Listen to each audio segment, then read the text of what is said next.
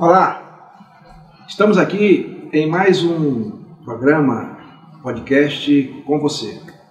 E é mais um da série Tributário, a nossa playlist que tenta debulhar, como diz o nosso sertanejo, esse complexo assunto que é a reforma tributária. E nós queremos, antes de anunciar aqui os nossos convidados de hoje, chamar a nossa vinheta de abertura.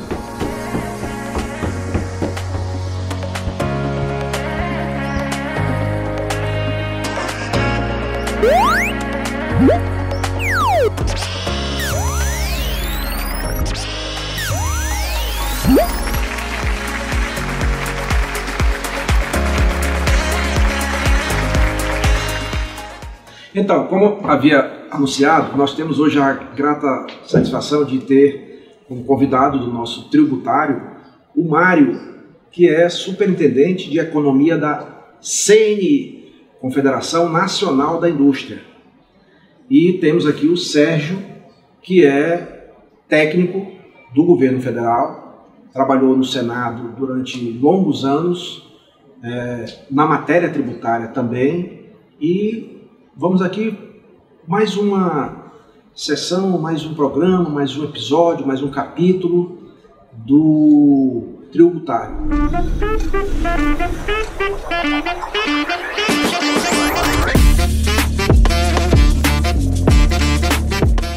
Sérgio, seja bem-vindo, Mário, sejam bem-vindos e vamos bater um papo sobre a reforma tributária, né, que acaba de ser votada no Congresso Nacional, um tema que eu carreguei nos ombros com o meu gabinete durante os cinco últimos anos.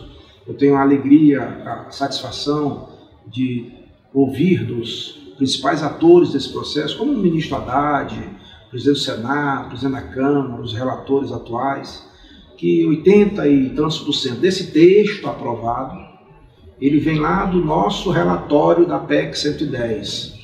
E, inclusive, o eixo principal da reforma tributária aprovada, o eixo, a coluna vertebral, é o IVA. Todas as propostas de reforma tributária, elas propõem o IVA, nunca passaram. E aí a gente propôs no Senado o IVA dual. Dual porque são dois, né? Claro, é o IVA do governo federal e o IVA dos governos estaduais e municipais. Ponto. Bem aí nós destravamos o processo. Por quê? Os conflitos entre os três entes federados, federal, estadual e municipal, num país com as dimensões do Brasil, que são bem poucos no mundo, Estados Unidos, China e vai parando por aí, nenhum tem esse desafio federalista que tem o Brasil, que é federal, estadual e municipal autônomos. Então como é que você vai fazer um IVA? Um IVA só. É outra receita federal, entendeu? E que vai administrar trilhões de reais. Na hora que você separa o federal e coloca aqui estadual e municipal, facilitou muito o processo, entendeu? Então é como eu tenho dito, é como a água, né, Mário? Eu acho que a água do rio, ela só quer passar. E a gente não deve brigar com a água. A gente tem que fazer como a água. A água não briga com o obstáculo, ela contorna e segue. Foi o que nós fizemos na questão do IVA dual e na reforma tributária. Então eu quero agradecer a vocês que vocês falem um pouco desse processo. Diga aí, Mário, o que você, pela CNI, pela indústria, que é um dos setores mais prejudicados nesse sistema atual, tanto é que muitas indústrias do Brasil foram para outros lugares do mundo, né? Até aqui mesmo para o Paraguai do lado. Porque não vale a pena, né? No sistema que tem aí hoje. E eu tenho agora a esperança, se não a nossa geração, colher totalmente os frutos desse trabalho, mas a geração dos nossos filhos. Por quê? Porque eu vejo briga partidária aí, eu vi disputa, eu fui lá no dia da votação, Mário. Só fui no Senado esse dia, no plenário. Porque o Brasil se dividiu de tal modo, numa política fulanizada, de Bolsonaro de um lado e Lula do outro, que é inacreditável isso. Eu sou de um estado que passou décadas debatendo esse tipo de política fulanizada, Sarney contra Sarney. Aí você não tem nenhum debate do Estado, nem sequer do governo, é das pessoas. Então eu fui lá para dizer o seguinte, gente, na hora que terminar o governo Lula, nem começou a transição ainda. Pelo amor de Deus, o que é isso? Agora, eu acho que cada um tem o direito de expressar a sua opinião, direito das suas ideias, democracia. E agora, eu me acostumei a não ser nada, nunca contra nada ou contra ninguém, mano. Eu sou a favor de alguma coisa. Então, por exemplo, se disputa Mário e Sérgio, e eu apoio o Sérgio, eu não sou contra o Mário, eu sou a favor do Sérgio, correto? Sim, ok. É o Mário e Sérgio. Eu sou Mário Sérgio. Mário Sérgio. Eu estaria com maior facilidade. Agora, se por acaso só tem o Mário ou só tem o Sérgio e eu sou contra, então eu não sou a favor de nada. Então eu perguntei, esse projeto que está aí, o texto basicamente fui eu que fiz. Se ele não está bom, a ponto de alguém votar contra, então a pessoa tem que dizer se é a favor de algum outro texto, se tem alguma coisa para colocar no lugar, melhor do que a nossa, ou se é a favor do que está aí. Esse sistema que é um dos piores do planeta, que condena as pessoas, sobretudo as mais pobres, a um sacrifício monumental, que elas nem sabem. Elas sentem o peso da carga tributária, mas não sabem, porque são impostos indiretos, que a maioria do pobre consome, que é IPI, PIS, COFINS pelo federal, ICMS pelo estadual e ISS pelo municipal. Isso já está embutido lá nos bens e serviços, para todo mundo. Só que nós, que temos melhores condições, a gente não consome só bens, a gente também consome serviços. Por exemplo, a gente vai na academia, a gente vai no restaurante, a gente vai no bar. Agora, o pobre, aquele pobre do Bolsa Família, aquele pobre lá desempregado, aquele pobre lá que necessita sobreviver no dia a dia, mal dá para o consumo. Ele só vai para bens, arroz, feijão, energia, petróleo, entendeu? Telefonia. Então é injusto. Então eu tenho a consciência de que a reforma tributária aprovada pode não ser a melhor do mundo, a ideal, mas nunca vamos conseguir uma ideal no primeiro passo. Décadas tentando, nunca deu o primeiro passo. Então, essa era a última janela de oportunidade da nossa geração. Se a gente perdesse essa oportunidade, perdia tudo. Então eu quero registrar que eu fico feliz de ver o atual governo, através do ministro Haddad, especialmente, e através do vice-presidente Geraldo Alckmin, especialmente, um esforço gigantesco, hercúleo, para poder aprovar a reforma tributária. Então, eu quero, ao tempo que dou as boas-vindas a vocês, agradecer e pedir a vocês que falem um pouco sobre isso. Senador, eu acho que a reforma vai ser um divisor de águas. Tá? Até conversando com o senhor em outras situações, é um plano real que foi feito agora. E nós, na indústria, esperávamos muito pela reforma, trabalhamos muito, né? Inclusive no período que o senhor foi relator, nós nos conhecemos numa audiência pública no Senado da PEC 110, né? E debatemos muitos pontos para melhorar, né? Até naquele dia eu coloquei algumas críticas, o senhor me contestou, nós fomos, e o processo o senhor conduziu muito bem, junto lá com o deputado Aguinaldo Ribeiro na Câmara. Então acho que esse processo que o senhor participou vai render frutos muito importantes para o Brasil, para a população brasileira. E por que nós da indústria achávamos fundamental a reforma e achamos o que foi aprovado muito positivo? E isso impacta na vida das pessoas. O sistema tributário atual, que a reforma tributária vai tirar do nosso país e trazer um novo sistema, embora o senhor falou muito bem, as pessoas às vezes não veem que estão pagando os impostos, esses impostos indiretos, né? Porque ele vem embutido no preço.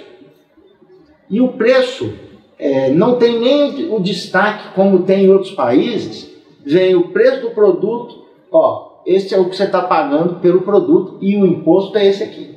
Nem isso a gente tem, né? E o nosso sistema tributário não permite que isso seja claro para as pessoas, por uma série de distorções que eu acho que não vale a pena a gente entrar em detalhe aqui. Mas o ponto é, o sistema atual traz uma série de desvantagens para a indústria nacional. O nosso sistema favorece os produtos importados, seja por uma questão que se chama cumulatividade, que é um negócio muito complexo, que eu acho que não vale a pena falar aqui, mas para que as pessoas entendam, essa cumulatividade ela faz o seguinte: o produto importado chega ao consumidor brasileiro com 7% a menos de imposto no nosso cálculo da CNI do que um produto nacional. Então, a indústria nacional entra na competição com 7% a mais de imposto em relação ao produto importado. Então, a gente perde venda, perde produção, e quando a gente perde produção, se não tem produção, não tem emprego. Então, a pessoa que está nos ouvindo perde emprego ou deixa de conseguir um emprego, ou o filho deixa de conseguir um emprego. Então, na nossa visão, primeiro ponto, a reforma retira esta distorção e reduz o custo do próprio cálculo das empresas. As empresas gastam muito dinheiro, Sérgio, com a estrutura para pagar imposto. Tá? Isso acontece também. Então, tudo isso vai dar mais competitividade, a indústria nacional vai conseguir concorrer, vai aumentar a produção e as pessoas vão ter mais emprego. Então, esse é um ponto positivo. O segundo ponto que as pessoas vão ganhar, além de mais emprego, é transparência. Agora vai ser possível, vai ser claro para as pessoas quanto é o preço do produto e quanto ela está pagando de imposto. E as pessoas, ao verem isso, vão cobrar mais dos governantes, que estão vendo que estão pagando imposto. E esse imposto vai para o governo para fazer as ações, e aí as pessoas vão cobrar mais essas ações. Aí é uma outra vantagem que eu vejo. E para terminar aqui essa minha primeira intervenção, tem um outro aspecto que o senhor já colocou também, conversar com ele, dar esse problema, porque ele entende bastante, ele já fala o que a gente ia falar. Tem uma divisão, que o senhor falou muito bem, o pobre consome mais produtos e muito pouco serviço. E como que é o nosso sistema atual? O produto é muito mais tributado que o serviço. Então, aquilo que o pobre mais consome é mais tributado. E o que os mais ricos consomem é menos tributado. E, para piorar, o senhor citou aí um serviço muito consumido, até pelas pessoas mais humildes, porque hoje praticamente ninguém vive sem isso. Telefonia é um serviço. Mas este serviço que os pobres consomem é muito tributado, certo? Então, o nosso sistema atual tributário do consumo penaliza os mais pobres e beneficia os mais ricos, porque tributa menos o que os mais ricos consomem e tributa mais o que os mais pobres consomem. Com a reforma, nós vamos ter um maior equilíbrio nessa situação. E ainda tem um outro elemento ali que eu acho fundamental, que é uma palavra em inglês, mas basicamente é a devolução do imposto para as pessoas mais pobres, que é o chamado cashback. Agora isso está bem comum aí, né? Tem lojas e tal, mas o cashback é outro elemento que vai beneficiar as pessoas mais simples, recebendo de volta aquilo que pagou no imposto. E para terminar mesmo, tem muita gente que fala que o cashback é inviável. Não, não é inviável. Eu vou dar 3 exemplos. Em Brasília, existe cashback, chama nota legal. Todo ano, eu e o Sérgio, que moramos em Brasília, a gente vai lá e pega de volta os créditos do imposto que nós pagamos e pedimos nota no ano anterior. Em São Paulo, Eu que não sou morador de São Paulo, de vez em quando eu entro lá e recebo meu cashback das compras que eu fiz em São Paulo. E olha que eu nem vou muito em São Paulo, mas a gente compra muito em São Paulo quando compra pela internet. E no Rio Grande do Sul também está tendo cashback. Então, essa coisa de, isso não vai funcionar. Não é que vai funcionar, já funciona. Agora vai ser nacional e vai chegar lá para o pessoal do Maranhão. Com certeza. E aí, Sérgio? Pois é, eu estou trabalhando com a questão da reforma tributária desde quando ela chegou ao gabinete do senador Roberto Rocha, e eu passei a conhecer o texto da 110, o texto da 45, escrevemos juntos, né, bastante coisa, bastante material sobre o assunto, nos aprofundamos, né, no conhecimento sobre a matéria, e o que a gente vê é que é um salto, eu não digo nem um passo à frente, é um salto à frente em termos tributários. Ontem mesmo eu estava, na verdade semana passada, eu estava no meu celular, numa rede social, e me saiu um anúncio. Eu entrei nesse anúncio e falei, o preço aqui é relativamente barato para esse produto, vou comprar. E eles me mandaram um link, né, de rastreamento com código. Quando eu entro lá nesse link, está saiu da China. Ou seja, eu estou numa rede social que está no mundo inteiro, fazendo uma compra que está no mundo inteiro, né, e eles com um sistema tributário adiantado e a gente, como o Mário falou, com um sistema tributário atrasado. Como é que a gente vai entrar nesse mundo da modernidade com o sistema tributário que a gente tem? É praticamente impossível.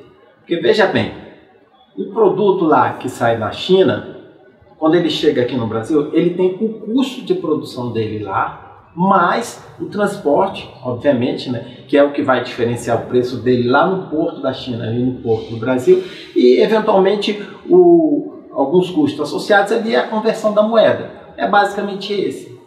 Eles não têm tributo nenhum. O nosso não. Quando a gente exporta um produto, o nosso produto vai também com tributo. Então isso tira a competitividade do Brasil nesse contexto das cadeias globais internacionais. E o senador foi relator e trabalhou fortemente para aprovar o programa o novo marco legal da ECPS, que faz também essa importante função de botar o Brasil no mapa mundial das exportações.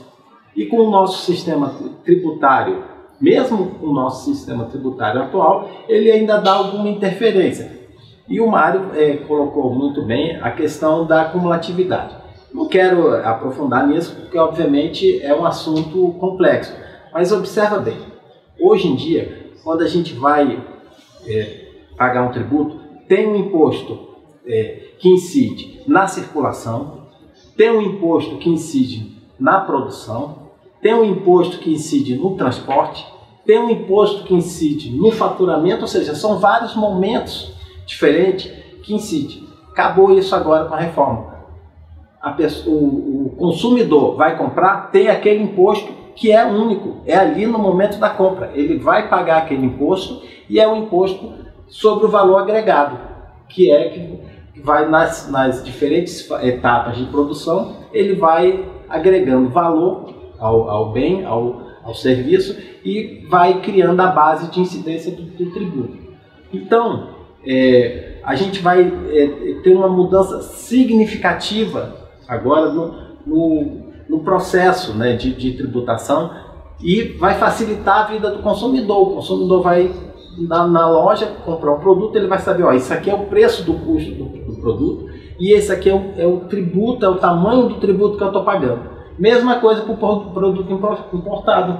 E a indústria nacional vai poder ter uma base mais sólida de competitividade, porque sobre ela agora não vai incidir essa quantidade de impostos que a gente não consegue nem somar todos, porque acontecem em situações tão distintas que a gente não tem a condição de fazer essa soma, até porque ela não está individualizada no produto. E agora a gente vai ter essa diferença. Então eu acho que foi a melhor saída, ou seja, dos 195, 194 países da ONU, 175 mais ou menos, 176 utilizam esse sistema, ou seja, quase 90% utiliza esse sistema, e ele é um sistema já experimentado, já aprovado. A gente está trazendo o que tem de mais moderno também para esse sistema, que é a questão da nota fiscal eletrônica, que hoje os fiscos dos 3 entes federados já desenvolveu um sistema único, ele já está unificado, né, por conta de um dispositivo que foi introduzido na Constituição em 2006, que falava da unificação dos fiscos, e essa unificação já existe, que é por meio do SPED. Hoje em dia, quando a gente faz uma compra pela internet e a gente põe o nosso e-mail, tem que pôr, aparece a nota lá no seu e-mail. Essa nota é que vem desse sistema, que já está unificado. E às vezes a gente compra um produto, né, que é entregue na nossa casa, ou que a gente não precisa saber se ele veio de fora, se ele veio da esquina de onde a gente mora, enfim, ele chegou na nossa casa. A gente utilizou todo o mecanismo, toda a tecnologia que tem disponível. Em geral, você toma conhecimento pela rede social, entra no link, no site, você faz a sua compra, você indica o número do seu cartão, seu CPF, seu endereço e a compra chega lá. Então ela vai alterar significativamente como as pessoas hoje pagam imposto. E isso é a maior vantagem que a gente vê para essa nova mudança. Obviamente que a nossa sociedade ela tem pessoas que estão um pouco excluídas desse mercado consumidor. E essa reforma também ela tem mecanismo para incluir as pessoas com mais baixa renda. Por exemplo, a cesta básica hoje ela foi zerada os tributos. Então isso quer dizer o seguinte, que o pobre, quando for comprar o arroz, quando for comprar o feijão, enfim, quando for utilizar a sua renda, que ela vai utilizar quase a totalidade, se não a totalidade, para comprar os meios mínimos necessários para a sobrevivência, ela praticamente não vai estar sendo tributada, ou em alguns casos, fora da cesta básica, uma alíquota reduzida. Além disso, ainda tem um cashback que você já falou. Deixa eu te dar um número nisso aí para as pessoas entenderem. Eu trabalhei nesse número ontem. Hoje, no refino de açúcar, né, o açúcar refinado, estudo nosso lá da CNI com a LCA, tem 13% de imposto, senador. Todos os tributos de consumo representam 13% do preço do açúcar refinado lá no supermercado. Com a reforma, e muito provavelmente o açúcar vai estar na cesta básica, que o Sérgio lembrou muito bem, isso vai para zero.